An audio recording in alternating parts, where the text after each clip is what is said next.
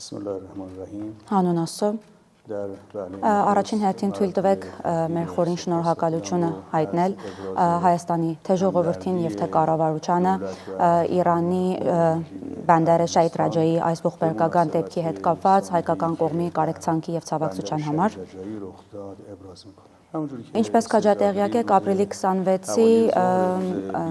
իրադարձություններից ապրիլի 26-ին Բանդար Շահիդ Ռաջայիում հրդեհ բռնկվեց, որի հետևանքներով մենք թե ունենք զոհեր, նահատակներ եւ թե ունենք վիրավորվածներ եւ թե ունենք նյութական վնասներ, շենքեր են փլուզվել։ Անմիջապես դեպքի մասին տեղեկանալուց հետո երկրի բոլոր համապատասխան մարմինները եւ կառույցները պատրաստ էին որպեսզի աջակցել եւ գնալ խնդիրը լուծել։ Բարեբախտաբար հաջողվեց, որ հրդեհաշիլման աշխատանքները լիովին կատարել եւ հիմա ամբողջովին ավարտված է ամեն ինչ։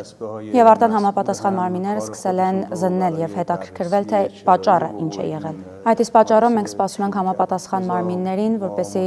ներկայացնեն եւ զեկուցեն, թե հրդեհի պատճառը ինչ է եղել։ Ամենայն դեպս անմիջապես միջադեպից հետո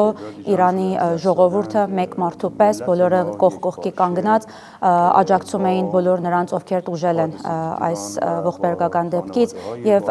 սգում են բոլորը իրենց վիշտը։ Նույնիսկ շատերը դիմել են հիվանդանոցներ, որպեսզի օժանդակ կերպով արյուն հանձնեն, որ եթե նման կարիքներ լինում է բժշկական օգտագործման համար կարողանան աջակցեն։ Նաև պետք է նշեմ, որ աշխարհի տարբեր տեղերից մենք ցավակցական ուղերձներ ենք ստացել մեր պաշտոնյաների համար։ Եվ դա շարունակվում է։ Մեկ անգամ եւս ցանկանում եմ իմ խորին շնորհակալությունը հայտնել Հայաստանի կառավարությանը եւ ժողովրդին ցավակցության եւ կարեկցանքի համար։